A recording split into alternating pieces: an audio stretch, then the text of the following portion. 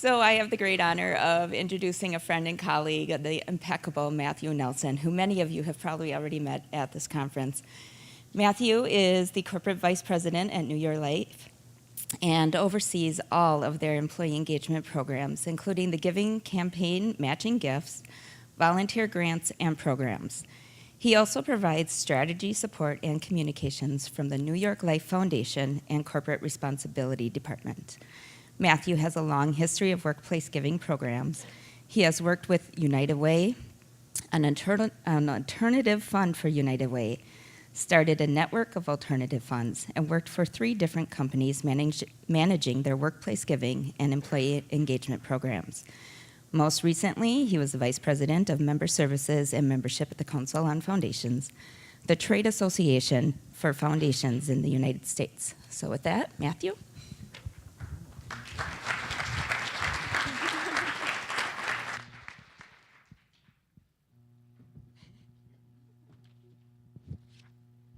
So I'm going to invite my panelists to come up with me. In your careers, you get to interact with lots of folks. And there are gems that you run across, and then they move on to another position, or you move on to another position. And I've collected a number of these, and Tiffany is one of those folks who I have loved working with and thought, after I left Ameriprise Financial, how can I work with her again? So it's been a joy to work with her on the advisory committee again. Someday we'll work in a company together again. So thank you. So this morning we're going to talk about workplace giving and what it looks like in the future, and what we'll give you a little grounding. This is a 5-part session. Yeah, exactly. It's like, really? In an hour and 15 minutes? So, first part is my part. It'll be quick. I'll give you a little history of workplace giving. And I'm actually going to use my personal career as kind of that guidepost, because it's interesting how my work has changed over the years in workplace giving. So it's a little bit of history, personal history, and history of workplace giving. Then we're going to have a stellar example of what a great workplace giving campaign looks like. And Cindy's going to share some of that from Abbott. And then we're going to hear a little bit about how some United Health Group is innovating, and Cora's going to speak a little bit about that. And then Spring is going to go kind of way out there for us. And then I'm going to invite you all to participate and have some conversations. But you know what? I hate these kind of panel things where you sit there and listen to them. It's early in the morning. I really haven't had my coffee. They talk. I kind of hear some of it. I'm looking at my email. So guess what? I'm going to be wandering around through all of their presentations, and suddenly, Eli, this microphone is going to be stuck in your face. So what did you think of what Cindy just said? You loved it. There's your answer. All right. So I'm going to have our 3 panelists. I asked them to say their name, what company they're with, what their work is, and then tell us one thing that you love about your work. Cindy? Good morning. It's really a pleasure to be here. Thank you, Matthew, and thank you to Charities at Work for the invitation to be here today.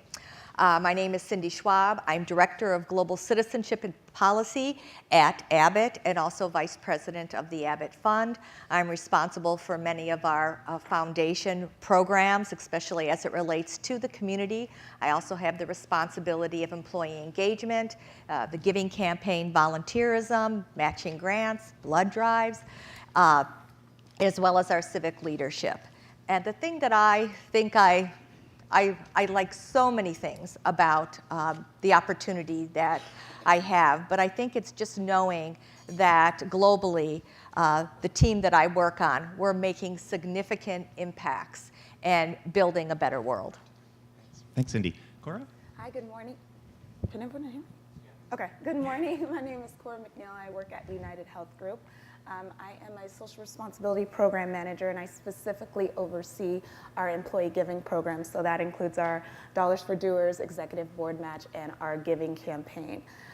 One of the most favorite parts of my position at United Health Group is really that employee interaction, whether it's from an upset donor, which I get some of those, to those that are just really genuinely excited and passionate about the benefit that they receive from being able to donate through our giving campaign. I just love all of that, and just to realize that every day, even the small tasks that I do in my position are really, truly making an impact. Now that's a testimony, even the ones who complain. Good for you, Cora. I Spring? can say I like the ones who complain. Good morning, my name is Spring Lacey. I'm Vice President of Corporate and Community Engagement at Prudential as a part of the Office of Corporate Social Responsibility. And myself and my team are responsible for all of the ways that we get employees engaged in support of the broader CSR strategy. So everything from the done-in-a-day projects that we really love all the way up to more deep skills-based opportunities like board service and pro bono. And also have responsibility for engaging in the businesses, which I think is a great way to connect our work directly because we have that responsibility all on the same team. And the thing that I love about work and what keeps me going is really my team. There are days when there are complaints or days when we're hitting that middle manager level and it drives me absolutely crazy, but I've got an amazing team and they make me smile. Excellent. Thanks, Spring.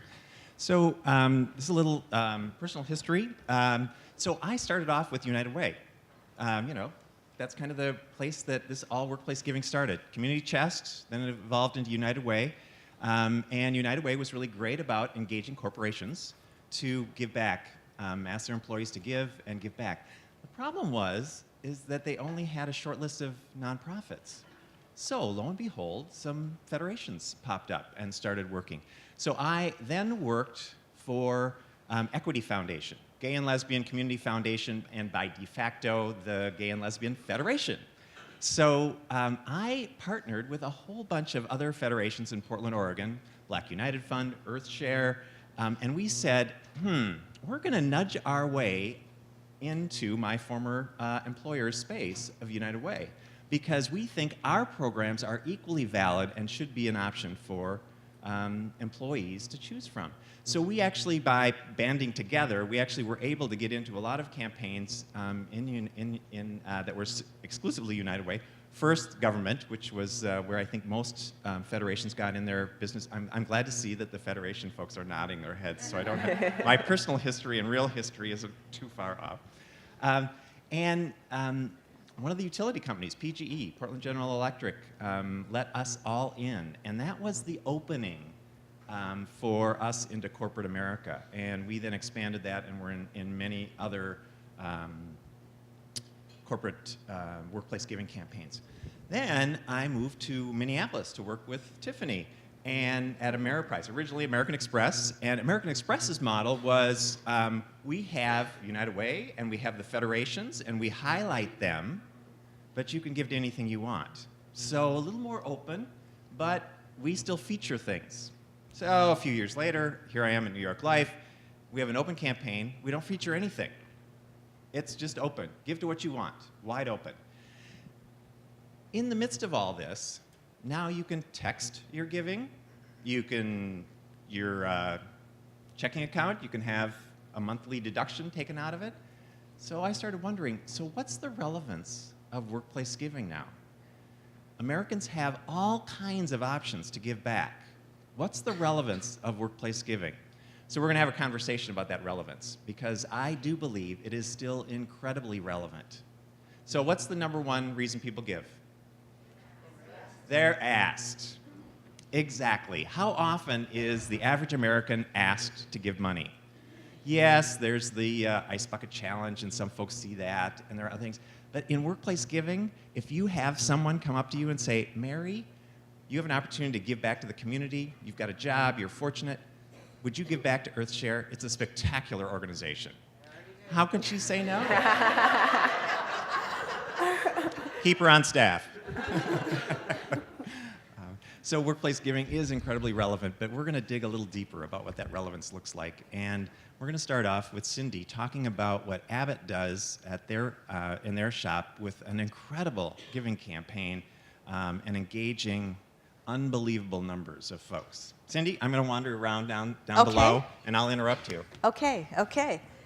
I drew the short straw, so I get to speak first. Our campaign sits within our global citizenship function. And our overall citizenship goal is to be a responsible, sustainable, and inclusive business. And we do this by delivering responsible business practices, shared value initiatives, and strategic philanthropy. And that's where our employee engagement programs live. And while we're on a journey with our employee giving campaign, I'm very happy to be here today and share with you where we are.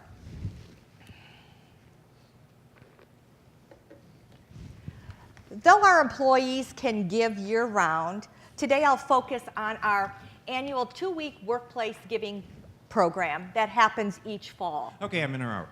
So how long are your giving campaigns? Who has 2 weeks campaigns? Anybody? Nobody? A couple of them. Okay, why do you have it so short? Why is it 2 weeks? That's an interesting thing. Some people have a month. It was 3 weeks until last year. And, because 3 weeks is too long. Employees told us it was too long. We had a really positive response to 2 weeks, but we're of course also going year round, so I don't know how long it'll actually be 2 weeks. Interesting. So people give at the beginning, right? And at the end. So why do you have it so long? 2 weeks. Who has a long campaign? Not open, but a long one. Okay. How long is your campaign? It's 10 weeks, 8. 2 months. I get a week for my benefits. And I've shortened it for a week since I've been. So why do you get that long? Because we're the government. Truth. Now remember, Vegas laws. What's said in here stays in here. No, literally, because that's the only time of year that our employees can do anything in the workplace until we give them that time and to make it substantial. Okay, so it makes sense. You know, if you can't do any solicitation except for that point, you give them a little window. And, you know, in reality, we may be opening up to year-round. So really, a 12-month campaign. Why 2 weeks, please? 2 weeks, we've heard from our employees, we've listened to them. We have a matching grant program. It's pretty traditional that they could participate in year-round. And 2 weeks seems to be the number that works for our employees in the workplace, because there are people, chairs and co-chairs, who dedicate their time in reaching out to employees. So we don't want to take away too much time from the workplace. Okay, keep going. Okay. Okay, so it's managed by the citizenship team. We have senior leadership support, and we use a chair and a co-chair model for program continuity. The program gives our U.S. and Puerto Rico employees the opportunity to make donations to any charity. It's the charities of their choice. And then we matched 50 cents on the dollar to certain organizations that we have a partnership with. Our employees, if they choose to give, they're encouraged to go to our giving platform, which shares stories of our employees and not-for-profits, but some people still want the paper pledge card, so we have the paper pledge card. Okay, I have to interrupt again. Who still has paper pledge forms? Come on, fess up. We know you're out there. The government does. Yes. Okay. So, right. That's logical. But how about, sir? Tell me. Well, we have plants and facilities, so a lot of our hourly workers in plants may not necessarily take the time to go to a kiosk to make their pledge, and we really want to drive more employee participation at that level. So we do offer, to my dismay, those particular pledge cards and so forth. So it makes sense. Sometimes people don't have access to computers. I mean, all of us are sitting at a computer too long, including during the session. But lots of folks don't have access. So who else has folks that they've not done paper pledge forms, but instead they've figured out a way to get their frontline folks, plants, their associates on a computer? Anybody solved that, figured that out, and had some success? We use a mobile application. Mobile app. All right. They can do it from their phone, any phone. Right. I have it right here. I've just pledged to them. So who else does mobile app? Anybody? Oh, you're cutting edge. You must be with Microsoft. So, excellent. So this may be a piece of the future where we can avoid that challenge of paper forms and the inaccuracy of it. And trust me, only last year did we finally get rid of ours. All right, I have to go back to one other thing that Cindy said. How many of you have this kind of overarching managed citizenship team, senior leadership with a chair, co-chair? Does everybody have that? Almost everybody? Not. So some of you don't. Who doesn't have one? okay, you know I'm going to put this in front of you, regardless of whether you want to look at me or not. So do you have a leadership team? Oh, you're an exhibitor. Your cause. Yeah, she does for sure. She's got a great leadership team, right? So who doesn't have a leadership team? That kind of. All right, thank you. Of course. I'm holding the mic. So what exactly do you want to know? So how do you pull off a campaign without kind of top-level leadership support? We do it bottom up. So we have our senior leadership, they participate, they let their people know about it, but the entire senior leadership team basically promotes it, but there's no set champion. And then I have representatives that are in the trenches, in the sites, that just through their sheer enthusiasm and goodwill, get everybody to involve. Excellent. Ultimately, that's always how it works. I mean, it's great to have at least senior leadership, but it's really the grassroots network that you all manage and help support that pull off a good campaign. Because again, it's when you make that personal ask face to face that it happens. What else? All right. So also, Abbott matches 50 cents on the dollar, but only specific things. How many people have match everything? Wow, not that many. But I've been told that that's a trend in workplace giving, is that more and more campaigns are matching everything. We just did some benchmarking at New York Life, and all of them except for one matched everything. But that's a huge budget impact. So how do you choose which ones you do? Cindy, how did you choose those 4? Well, we've been with them for a very long time, but the cancer, heart, and juvenile diabetes, these align with who we are as a company. And United Way, they're a good partner of ours, and they're in all of our communities across the United States and Puerto Rico. Okay. So there's a little bit of history, and then there's some business alignment. Do others have different models? Okay. All right. Good. All right. Please continue. Okay, so our communications around the campaign are aligned with the brand, and we demonstrate our company's commitment to the communities where our employees live and work. Okay. Oh, you know what? I didn't talk about our participation. So last fall, when the final results were tallied, 86% of our employees contributed to the campaign. Oh my God. That's great. Who can match that? Who can match that? Who's had 86% participation? I can't even talk. Close. Yes. Yes. Someone's pointing. 86% participation. Oh yeah. Yes, we've hit that number before. Just through engaged campaigns and Cargill. Oh yeah, I've heard of them. I'm from Minnesota. So Cargill, what was the high point? Well, so I'm Cargill Canada. Okay. So are you asking what the high participation rate, or? What was the highest percentage of participation rate you ever did? I think 96%. 96. Wow. Tiffany, what did we hit? Yeah. 76 at Ameriprise. 86. So others, 70%? How many? 70%? Oh, are you from Minnesota too? So it's the New York Times wrote an article about Minnesota as the Emerald City of Giving, corporate giving. So it's playing out. True. Yes. We're going to get to that. What, the participation is actually giving versus No. I heard you and shut up? Nope. Oh, good. No, Good, these are good. people, in our campaign, these are people actually making a financial contribution to a charity of their choice. Good, good. Someone over here. Yes. Curious, in the percentage, how many employees do they have at their firm? Yeah, they only have 10?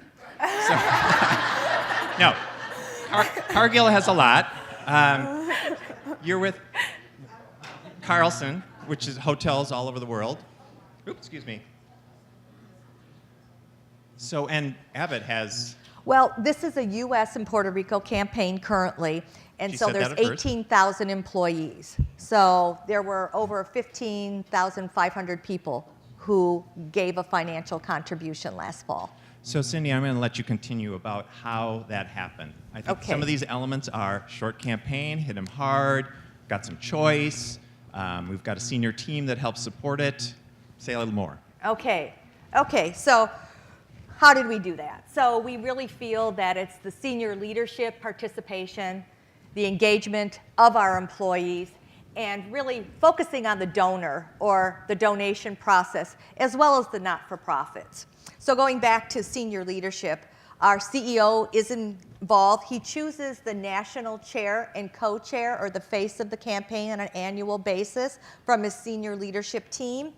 The business leaders from across all the businesses selects a chair and a co-chair to lead their business unit program. And then we even have messaging and video messaging, emails from our CEO and our senior leadership explaining the campaign, encouraging people to give back to what matters to them. And then on employee engagement, on your left, you'll see this is our employee engagement platform. And it gives our employees an opportunity to promote and share their stories with us on what's important to them and why. But it's their story. And so they can post it there with their own picture, or if they don't have a picture, we have a brand library that they can pull from. And I think everyone in this room will say the chairs, co-chairs, they make the campaigns fun. They're very creative in what they do over these 2 weeks, from kickoffs to bringing their groups together for volunteer efforts, but they get their employees involved. Cindy, before you go on, I'm curious to hear more about this Beyond Giving and this platform. So I work for New York Life. We're very, very conservative. We really are very cautious. We have long-term projections because if you buy, insurance at age 30, you want to know it's still there when you die at 80 or whatever. So we're really conservative.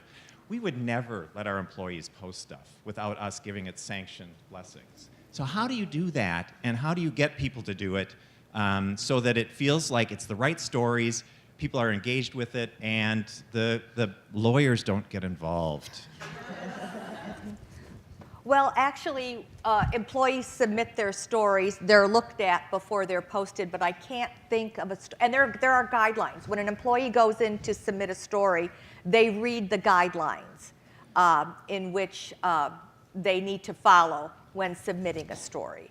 But I would say that I can't, I don't screen them personally, but I can't think of any of those that have not been included. And there's plenty of folks who say yes to telling the story. Yes. Great. Thank you. The chairs and co-chairs, what we do is we have several sessions, webinars, meetings, so they can get the mechanics of the campaign for that particular year, and then share with them practices that we've seen across the company from previous years that seem to work well in dealing with our employees and the campaign as well. And again, that chair, co-chair model really provides that continuity from year to year. And then we focus on the donor and the donation process, as well as the not-for-profits. We make this making a contribution very easy, and there are many options in which to give. People can write a check, they can use a credit card, they can give a gift of stock, they can give through PayPal, but by far the most popular choice is payroll deduction. And we have a very low minimum contribution, and the minimum contribution is 50 cents a pay period. Some people might find it a hardship to give large sums of money, but if they give in small increments, it makes it easier for them to give to something that really matters to them and something that they want to give to. Our online site is available in English as well as Spanish, and the site allows the donor to donate to many, many charities, as many as they want. They can view their giving history, They can track their donations. And if you're using payroll deduction, which the majority of our employees do, at any point in time during the year, they can change their contribution. And talking about technology, we have a lot of manufacturing employees, and not all of them have access to a computer. And so even though they can use mobile apps, their iPhone, we have one of the practices we have seen that really works well is cyber cafes. And that's putting up laptops throughout the business unit during the campaign. Typically, they're outside of the cafeteria, and then a co-chair or chair will be there to answer any questions, help somebody pledge, but that seems to be very popular in our manufacturing sites. And then two, the not-for-profits. They're incredibly important in this process. I mean, it's through the generosity of Abbott employees that we can put this money into the community, but it's those not-for-profits that are, their hard work is making that difference. And so we allow them into the portal, and we allow them to tell us what they're about, how important giving campaigns are to them, how donations are being used. And so that's been a very popular choice, I guess, in the campaign. And so on the platform, we have different colored banners. And I believe the light blue, it'll say it's a not-for-profit story. So then as employees go to this platform, they can click on those and find out more about an organization that they may be curious about. So before you go on, so 50 cents a pay period. I suspect some of you rolled your eyes over that. I was saying, that's how they get their participation rate up. So think about how often you give $10 to something. And, you know, you're happy to support it. That's what this 50 cents is. It's over the year about $10, $12. At New York Life is $26. Or $13, sorry, I can't quite multiply. 50 cents times 26 is $13. Okay. So it may feel like a little bit, but it's the door that's being opened for givers. If any of you are ever in fundraising, which I suspect many of you were, you know that you've got to have a broad base at small amounts, and then you build that base up. You know, if the first year it's 50 cents, the next year it's $1, you've doubled. They've doubled their gift. And it keeps growing. So I don't poo-poo the idea of those small little gifts of 50 cents a pay period. It is an important way to get people, the message out, for people to actually feel like they're part of something larger, and obviously to be able to create a success story of saying, oh, we're at 86% participation. That is spectacular. We are. And giving is totally confidential, but it's millions and millions of dollars that are generated by these 15,500 employees.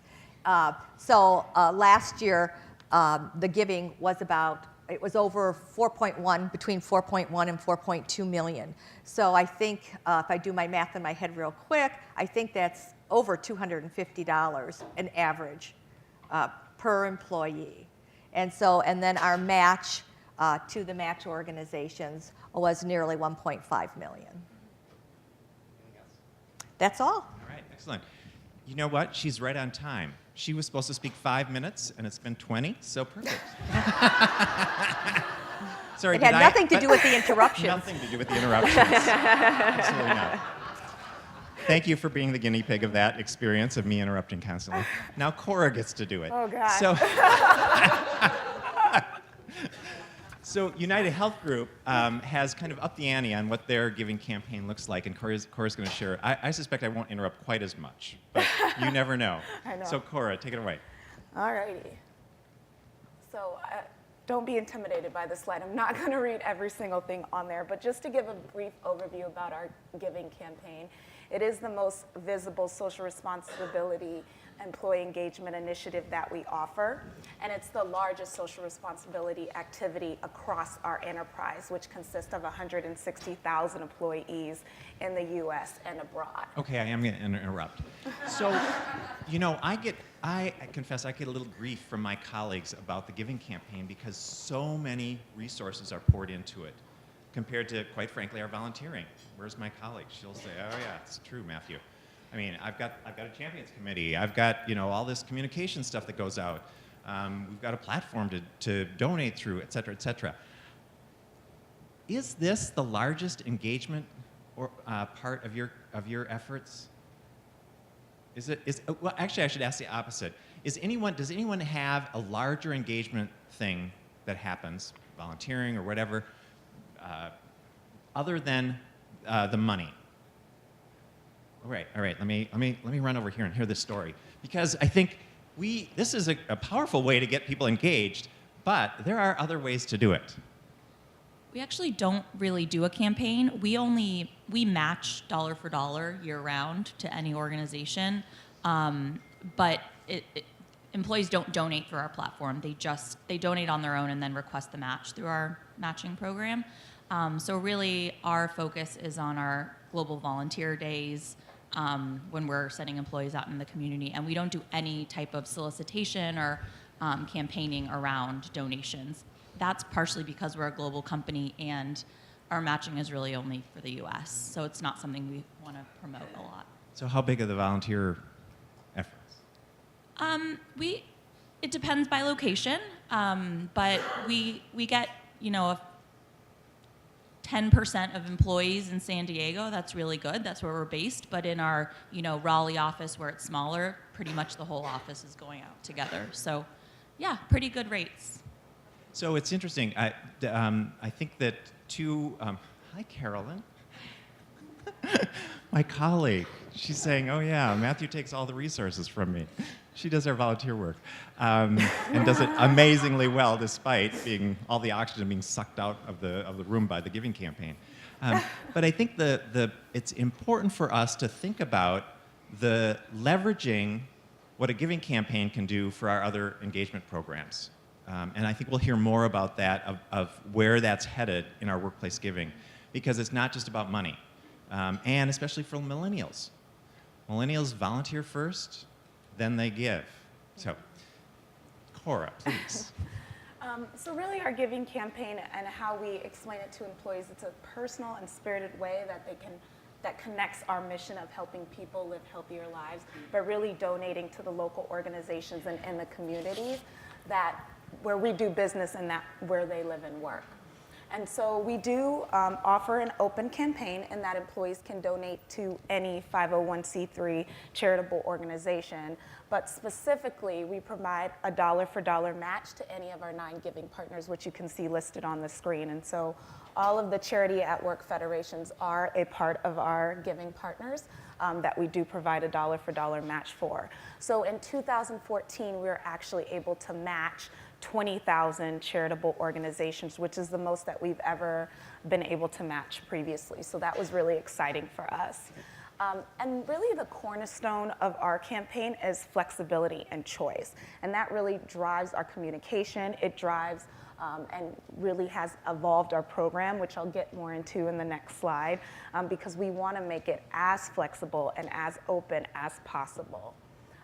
And then just overall, internationally, we do allow international employees to participate in the campaign, but we have specific targeted areas and regions of the world where we have the largest population of United Health and Health Group employees. So in Australia, Canada, India, Ireland, the UK, and the Philippines, we really lead concentrated efforts to engage those specific groups of employees and give them direct instructions on their donation options. Let's talk a minute about international giving. Go ahead. Let's talk about it. How many of you do, how many of you, you get to take a break, have a drink of water, get a cocktail. So how many have international programs? Microsoft, Accenture, anybody else? Yes. Those defense contractor, yes. So just 3. A 4. Okay. All right. Interesting. Again, I think this is where we're going to get pushed because we live in so much more of a global world. You are going to get pushed by your colleagues around the world saying, you know what, how come you don't have this for us? So it's coming. And you feel like it's managed pretty well, pretty easily? Well, I don't know about easily, but I mean, we have to do it. Our population of employees, specifically in those countries that are mentioned, is extremely large. So for us, I don't think there's any way we could not include them in such a program as this. And then, of course, there are the laws. So like in India, let's see, is Sumito still here? We were talking about it yesterday. He and I were talking about it yesterday. He's from India. And India requires a company to give money back. South Africa requires a company to give money back. Brazil requires a company to give back. This may be one of those ways that we start giving back to those countries. And it may be through our grant making, but it could be through our matching gift or employee giving programs. And I will say that there's still a lot that we need to do in the area of international giving, as you mentioned, because of all the laws and the difficulties there is for donations to exist, and for the simple fact that we recognize international employees donate differently. So a lot of our international employees, they do group fundraising activities during the campaign promotional period. And so we do match those gifts, but a lot of international employees aren't necessarily going into the tool to make their donations that way. And I also have to put a plug in for our vendors because they have been brilliant about pushing the boundaries for us and helping us figure out how to give money around the world more effectively and efficiently. So kudos to our vendors who are willing to jump into that space. Yeah. And then just one last thing regarding our campaign structure. So similar to Cindy, we definitely have 2 co-chairs that were selected and really with input from our CEO. They're kind of the faces of the campaign. We certainly have strong executive leadership support, but really kind of our cheerleaders of the campaign are the 500 captains and coordinators that we work with across the US and abroad that are on the ground rallying the troops, really getting people excited to give during that promotional period. And they're the one that are doing all the fun events and activities that we get to see all the pictures that take place that they post and share with us. So really those captains and coordinators are the ones driving the effort and really getting the campaign message out there. I can go? I'll be good. Okay. I'll be good. So what's new? Well, there's a lot new that happened over the past year with our Giving Campaign program. And this really was years of effort. It even started before I came onto the company about 2 years ago. And a lot of the driving force for this transformation came because of, as I mentioned before, the cornerstones of our campaign of being flexible and open.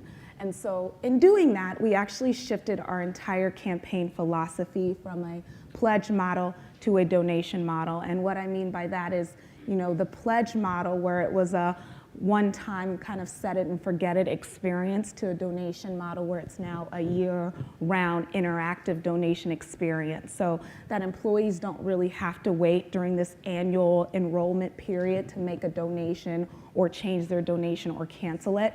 They can actually give and have those gifts matched anytime year-round.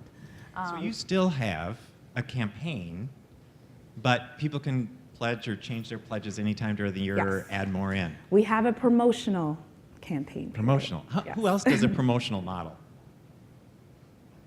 Nobody else has a year-round campaign? I know some of you do. Yeah. So I know it's kind of hard to deal with me. And so you have a year-round campaign. Do you promote it at all during? We do in the fall. 8 weeks? We'd like it to be 4, but it ends up being about 10. But it depends on True confessions here. You guys should bond. it does depend on our each office. None of them really do a full 10-week campaign, but some start earlier and some start later. So what does a promotion look like? What is it? Is it kind of company-wide or is it really specific to the area? It's company-wide. It works just a little bit differently with our payroll deduction when it'll start. But we'd like to move away from that and be just year-round without a promotion. Without a promotion. Okay, interesting. Interesting. Anybody else have a year-round campaign with a promotion? Okay, all right.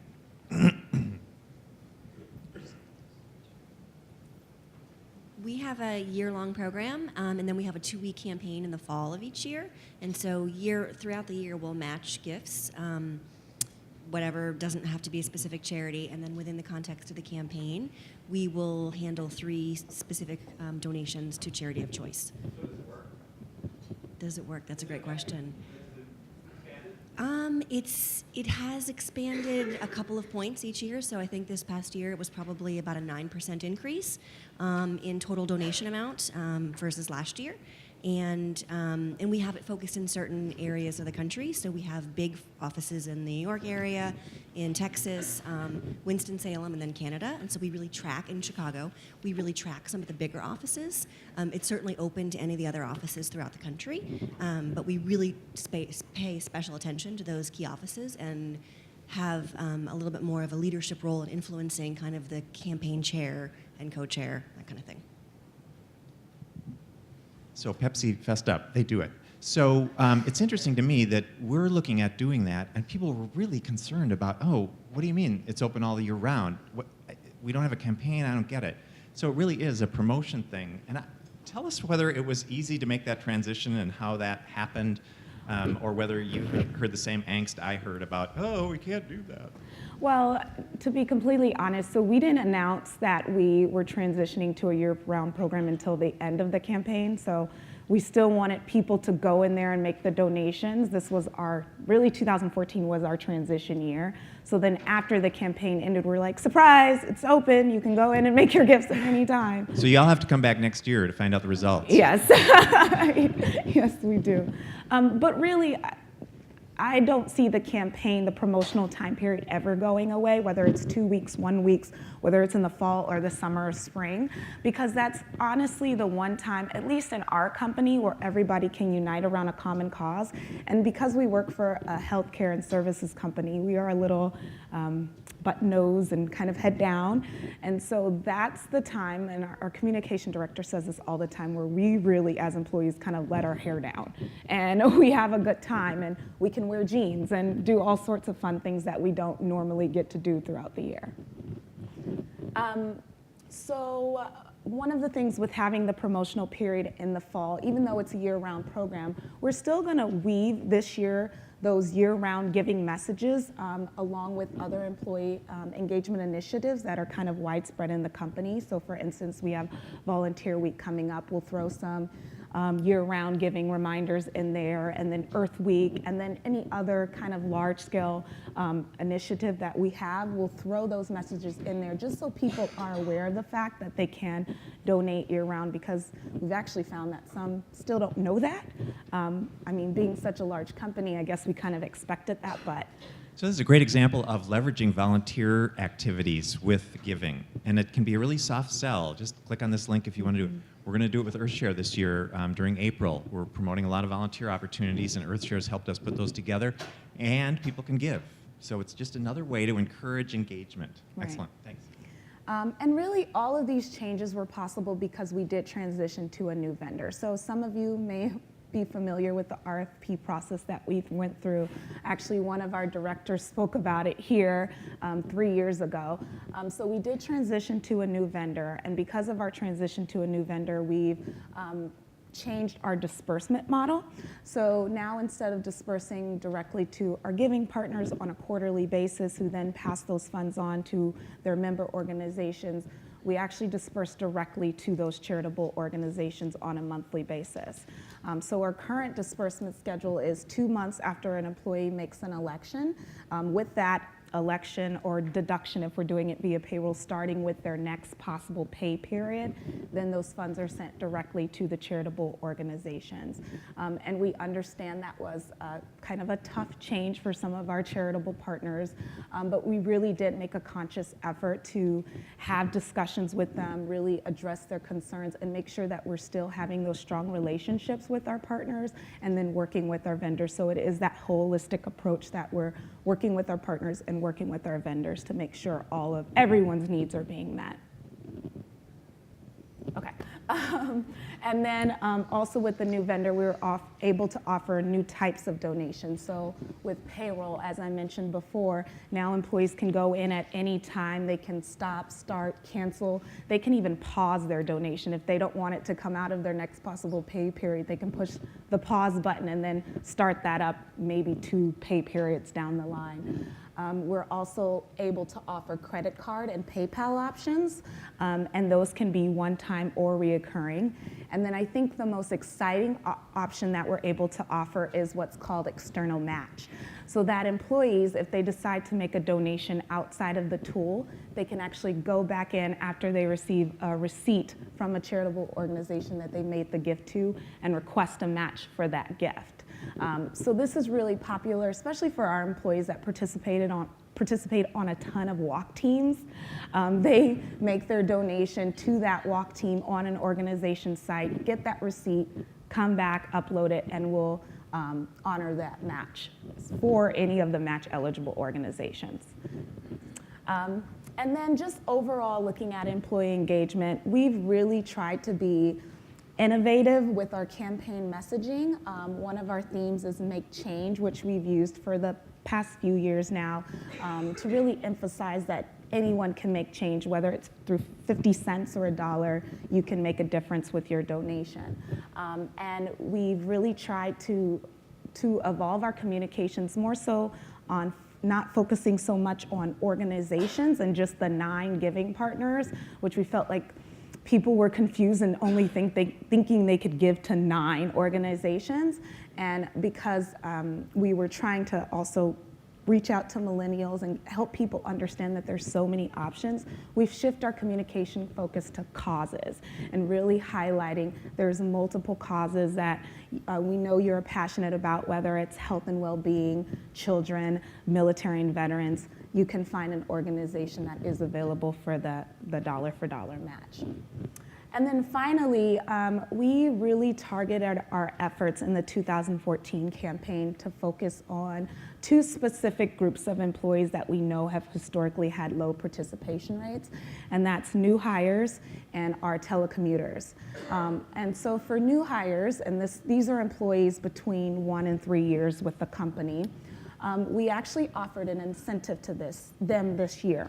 So through our vendor, we were able to provide them with $5 donation currency that was automatically deposited into their giving account, and they're able to direct that $5 to any of our match eligible organizations. So it's the goal to get them in the tool, and then of course to make an additional donation, but really to get them in there and see how easy it is to donate and find organizations. And so we were able to provide that donation currency to over 14,000 newly hired employees. Okay, and then last thing. So for telecommuters make up about 30% of our employee population, so they're a very huge and important group. And so we've really tried over the past 2 years to, again, have some targeted efforts. And so last year, we actually hosted what we've called our telecommuter virtual coffee breaks. So it was an opportunity for telecommuters that don't necessarily get to go in the office and experience all the kind of fun, exciting events that are going on, and have it in a virtual platform so that they can connect with other telecommuters. They can listen to employees share their personal giving stories. We actually had a representative from CHC Minnesota speak and just talk about the importance of giving and volunteering, and then had trivia interwoven throughout the event so that people can share answers and win prizes. And so as a result, we actually had about 3,000 telecommuters participate between both events. So that's 10% of our telecommuter population that was engaged. And we actually saw that reflected in our participation results. That's great. Excellent. Those are great examples. It's interesting to hear about a donation model, year-round giving, leveraging a new vendor. It's interesting the amount of more choice they now have and employees have in how to give back, including gifts they make directly. Because you know your nieces and nephews are going to call up and say, can you buy some wrapping paper for this cause? And you'll do it, and now you can upload that receipt and get it matched, which is a brilliant way. I also thought it was really smart to engage new employees. Not all of us grew up in a giving back culture, in a family that give back. And I think that's one of the benefits that companies say, is to encourage people to give back. And it's especially important to bring that culture to those folks who are new. The idea of giving them a little $5 incentive or $10 or $15 incentive to go onto the site and think about, oh, how can I give back and where would I want to give, even my $5? It's a great way to kind of engage folks. I was talking to Bill at Wells Fargo yesterday, and he was saying that statistically at Wells Fargo, if someone volunteers 3 times, they're hooked. And they are way more engaged in the company in general after that 3rd volunteer opportunity. This is the same thing. Plant that seed, pull them in, and then they become more engaged. It's a very smart strategy. And I love the telecommuter virtual coffee breaks. Yes, yes. Tiffany, with Best Buy, $500, get your stickers. Hey, Cora, with that option to pause, do you guys do any promotion around when your employees might be getting an incentive or, because I'm thinking at Best Buy, our year-end reviews are almost done and we'll be knowing what kind of bonus we get. And it would be great if there was a promotional opportunity around that bonus timing that they could increase their gift at that point. And then, do you guys, have you experimented with that? And that's a great idea. We're still, to be completely honest, navigating our communication strategy now that we're in this evergreen model because it's totally new. It's totally new for our employees.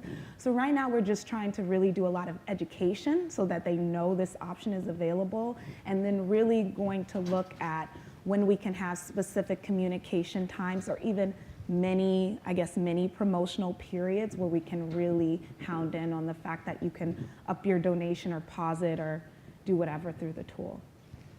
Thanks, Cora. United Health has really upped the game. Oh, we have another question. Good.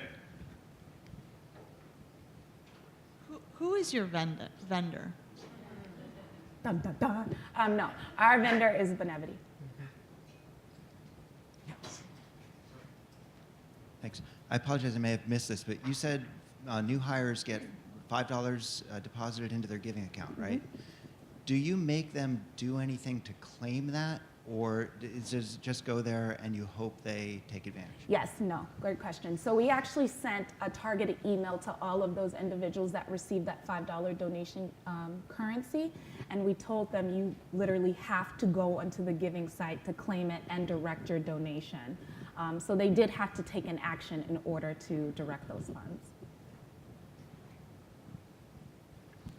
Hi, Amy Taylor with Toyota Financial Services. I've been seeing more and more companies saying we give to everything, or we give to every 501c3. Is there any type of restrictions around that, around churches or discrimination policies? Like, how do you communicate that? So specifically through the campaign, they literally can give to any 501c3 organization. It's their personal funds.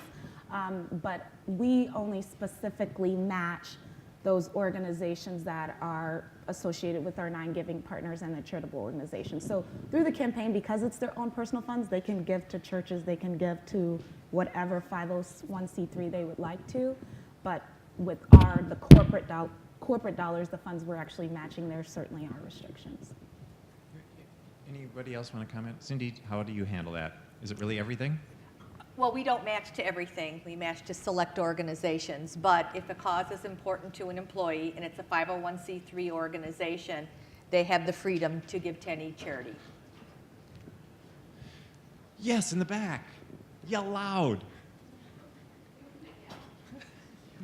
Go ahead.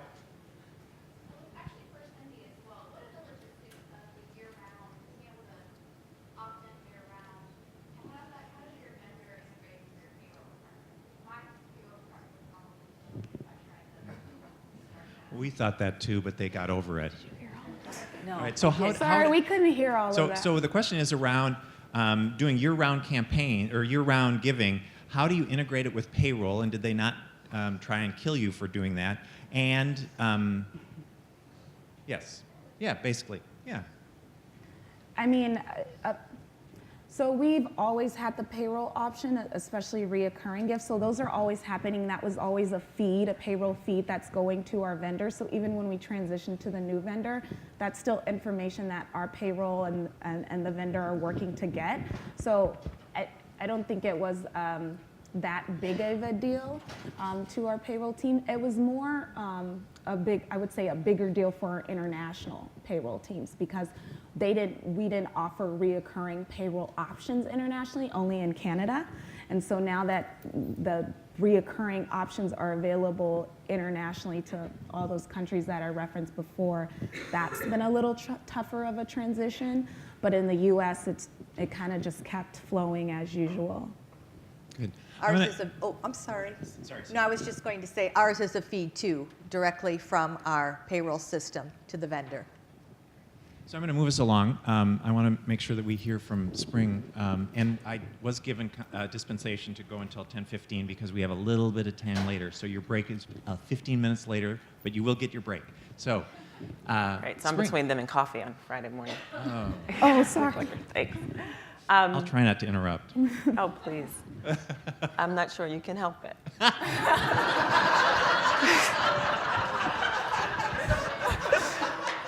I told Matt, I said, I'm going to give you a hard time from the very beginning, so I have to keep up with that. So I've spoken to a lot of you in the room. I've been with Prudential just over a year and a half and really walked into an opportunity to look at everything that was legacy, programs that had been around for 20 years, and take a critical eye and figure out how we do things differently.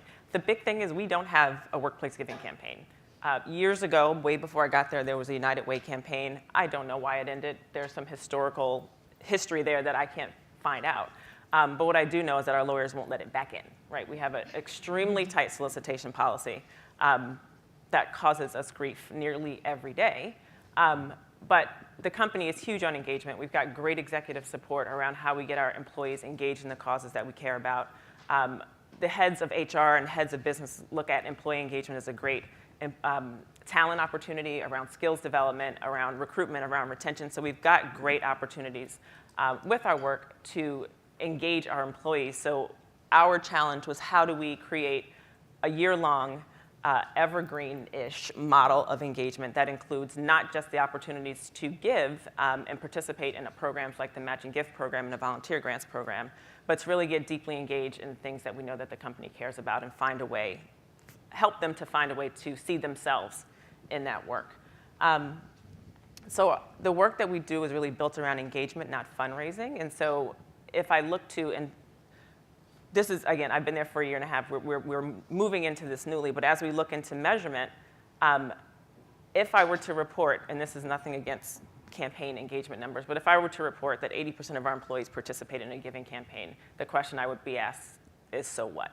Right? So we really want to talk about impact to the community, impact for employees. And so engagement in dollars will be one piece of measurement, but we're really going to be forced to look at what that means to the business and what that means to our employees in the long run. So thinking about it in a different way, but I think it's the same conversations that we've all been having. And so because we have the solicitation policy and a strong mandate to get people engaged, how are we creative about creating that environment and offering those types of employees to our opportunities?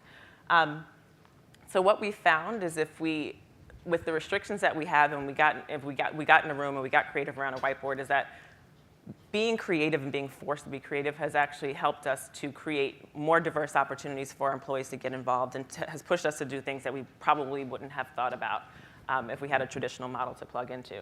And so what we've come to is that we host campaigns throughout the year. Right now they're quarterly. I envision that we will have additional kind of mini campaigns dispersed within there because there's more than 4 issues that we want to get employees engaged in. But for now, it's quarterly. We're not boiling the ocean. That really offer engagement opportunities and incentives that align with those areas that are important to the company, those being the CSR focus areas. So this is my second slide and my only other slide. And it really depicts how we think about engagement, broadly speaking. And so in the middle, Prudential Care's focus area, that can be one of the 4 pillars of our CSR strategy. That can be another company opportunity, another company priorities such as sustainability, health and wellness, but something that the company cares about that we know that our employees also care about and we want to help them connect. And the purpose of our campaigns is really to help employees, one, understand the issue. So there's some kind of basic education about some of the social issues that the company cares about. Why we care about them. So why is it important to Prudential? Why is Prudential putting resources toward these issues, whether it's grant dollars, impact investments, the time and talents of our employees. And then how they can get engaged in those issues through opportunities that we provide them. And so we try to pull in all of the different resources that we have around a particular focus area and have a really focused communications campaign around that. So one of the things on here are signature events. Not every signature event is a volunteer event. We've hosted forums with experts that come in and talk about the issue, why it's important to Prudential. And we had one in, was it September of last year, focused on Common Core in education, something hugely important to the company. If we don't have students who are educated, we don't have a workforce of the future. And so it helps employees understand what the issue was, why it's important to the company.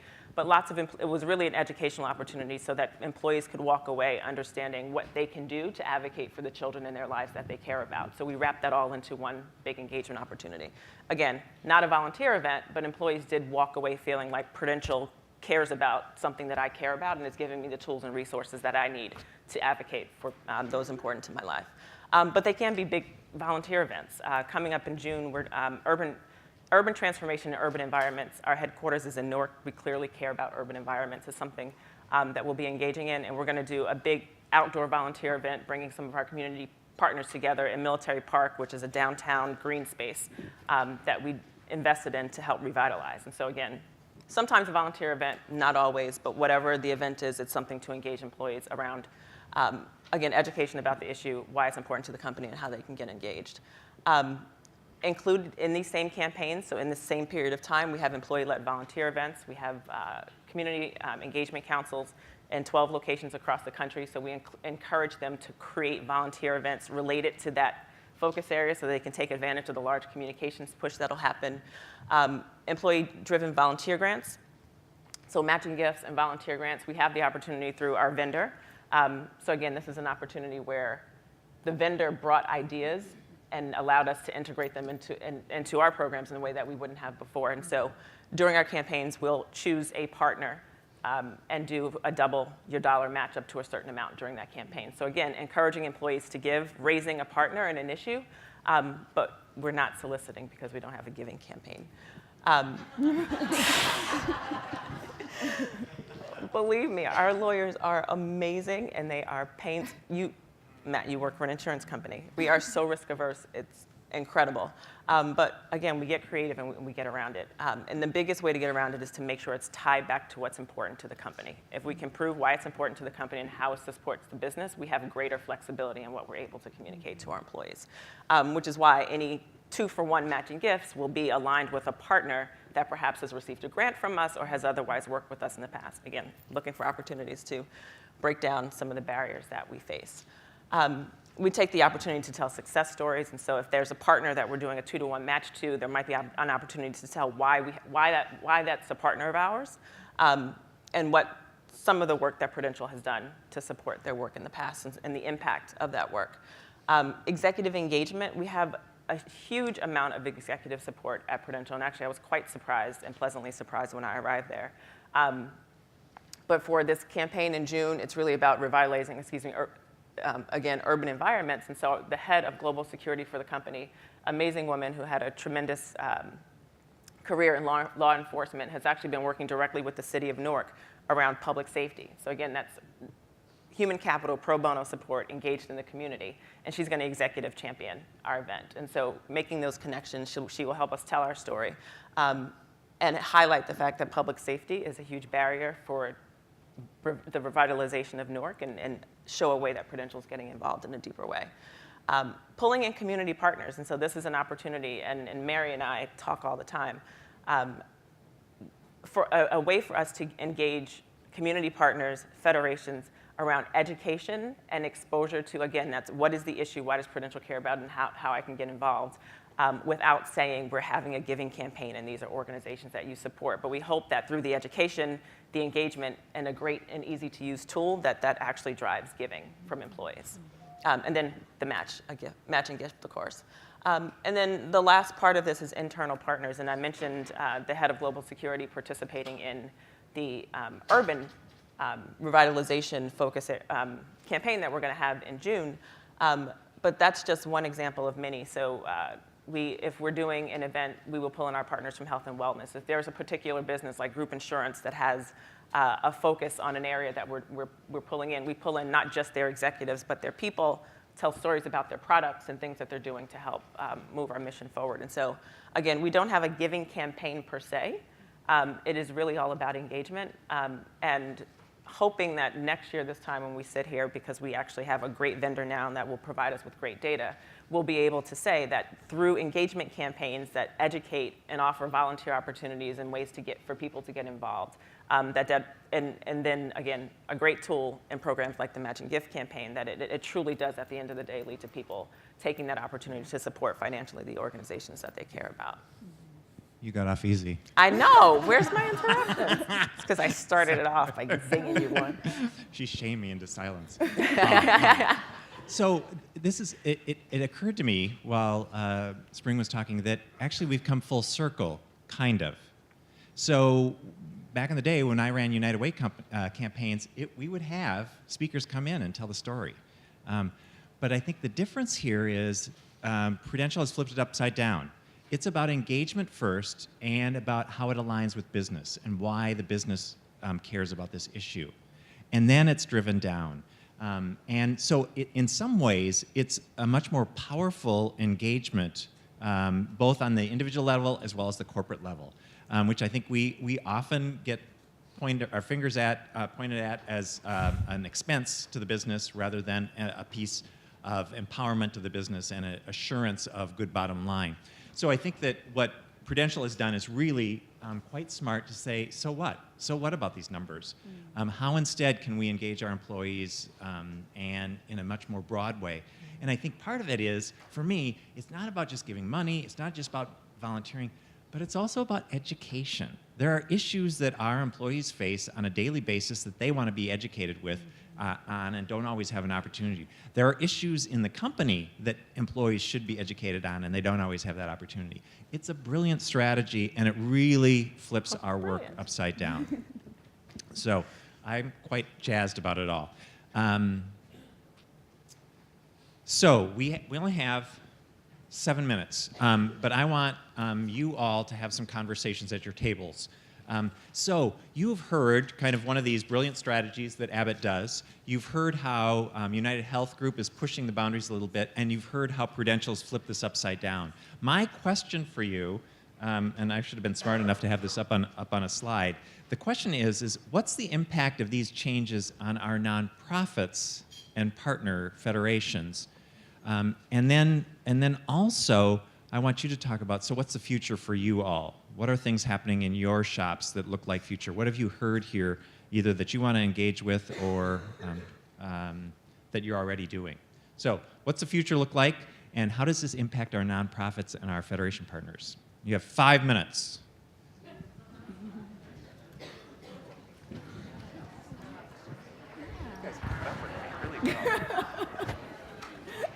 That was great. I mean, it's a morning where I think everybody's dragging. You did a great job. What time is it? I don't even have my. What time is it? I have about 7 minutes after. 7 after 10. Okay, gotcha.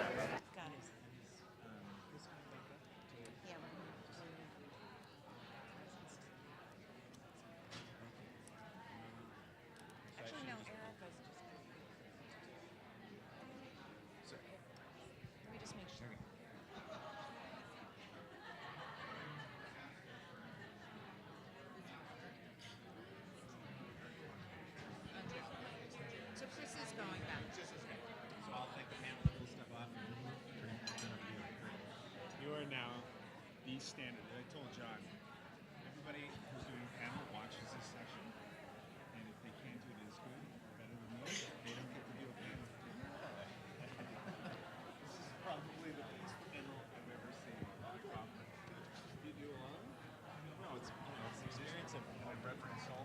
Yeah, well, it's the experience of doing conferences, which are Council on Foundations, and finding them really boring, and seeing kind of people do this kind of stuff.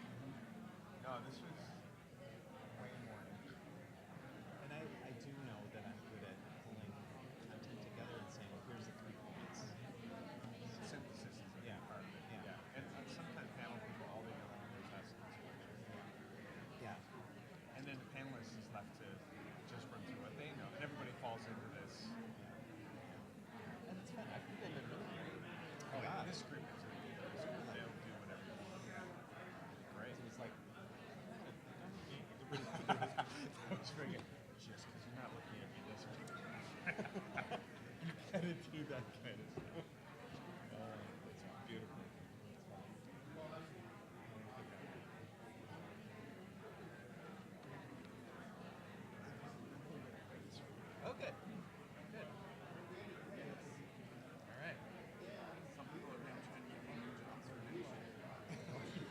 You're the panel coach. Yeah, that was mine. I'll take it. You probably could make a living at selling your services. Your panels suck. I'll work with all the panelists to make sure they're outstanding. You could probably get a full-time job doing it. Travel around the country doing panels. Interesting. That would be fascinating. So I heard that the fix is that we're going to use your computer for Yes. session. Yeah, it's all What I'm concerned about is we're being able to advance the slides from up there. I have an advanced unit. Have one? Yeah. Yeah. All the plugins that we need. Travel with little pen. Just had to say the word dongle. I know. It's okay. Carry with me wherever I am. A dongle. I don't even know what that is. Well, it depends on which definition you want. It's after the reception. It's one thing, but in the morning it's actually a technical piece of machinery. I don't know what to believe. Well, no, that's why I said it depends on the time of the day. As you said, during the day, when you're actually being professional in a conference, it's an adapter that will plug into the Mac, will allow USB or whatever, or VGA, whatever, into, so it will project. Yeah. It's a special adapter. See you later. Later on, use your imagination. Yeah. And that's where it ends. Okay, it's already been 5 minutes. You guys are chatting away. That's what we. So I am eager to hear what you all found out, And we're still kind of food. and I'm going to try and interrupt you all, but it's one thing to interrupt one person, but a whole table of people? Yeah. And transitioning is. I'm with the RP process. I was like, I've lost control! Ah! Better be successful because I'm never doing it right. All right, we have. I want to make sure you get your coffee break and bio break. So I want to hear back some of the things that people found out or heard that they're excited about. Anybody want to jump in and say we had a great discussion and here's what it is? Oh, it was a boring discussion. Oh my gosh, all that work. Thank you. One thing that we were talking about, and I happen to have a nonprofit partner at the table, is how that changes reporting and budgeting for the organizations. Because the current prevailing model in many ways is that you upload your pledges for the year, and then as you get money, you apply that toward the pledges. So mid-year changes and add-ons and pausing affects that accounting model. So what does that look like, and how do you adjust for that? So our nonprofits kind of depend on kind of that stream of money. It is one of the most unencumbered streams of money, so they love it. But we may need to be able to reporting back to them more frequently on what it looks like because of the changes where people add in, people drop off, etc. Good. Others? Any other insights? Anything else? What the future looks like? All right. Come on, somebody over here. What was it? We were just having a dynamic discussion about how timely discussing open campaigns is because of the change in the makeup of the workforce, the demographic, how people want to give, talking about the different options that are out there. We have got to be conscious of the millennials. If 50% of our workforce is going to be millennials in a couple of years, we've got to have a cause focus. We've got to have open campaigns and choice. We've got to integrate that volunteer into all of our engagement work, or we're going to lose that. And they are an active and engaged group of folks, and we need to capitalize on that. We need to get those 3 volunteer opportunities to them right away. We need to put some giving money into their giving accounts and get them off and running. All right. How about this table?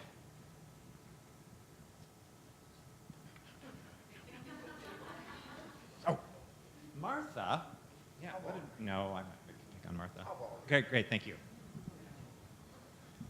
I think one of the other aspects that has to be happening in the future is showing people more impact of their gift, however that can be arranged. We live in a Kiva world where people can, loan $25 to a farmer in Africa and track what happens to it and get feedback on it. Then when it gets repaid, loan it to somebody else. I mean, this is, and the millennial research all shows this is what they need. It's not just a matter of giving the opportunity to give, but actually showing them afterwards that their gift made a difference. So true. It's Spring's question of so what? You've got to show that impact, and we now have the tools to do that. I mean, look at the sites they have where they tell their stories. Just post them, up they come. We have Jingle to kind of tell stories. There's all kinds of ways now for those stories to be told quickly and immediately. So I want to thank our panel and for them putting up with me. Spring, Cora, Cindy.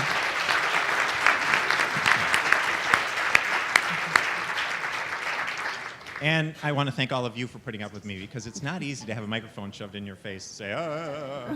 So I really appreciate your flexibility and willingness to engage in this conversation. And the future is bright. We've got lots of possibilities and great things to be able to do. So thank you. I'll turn it over to Chris.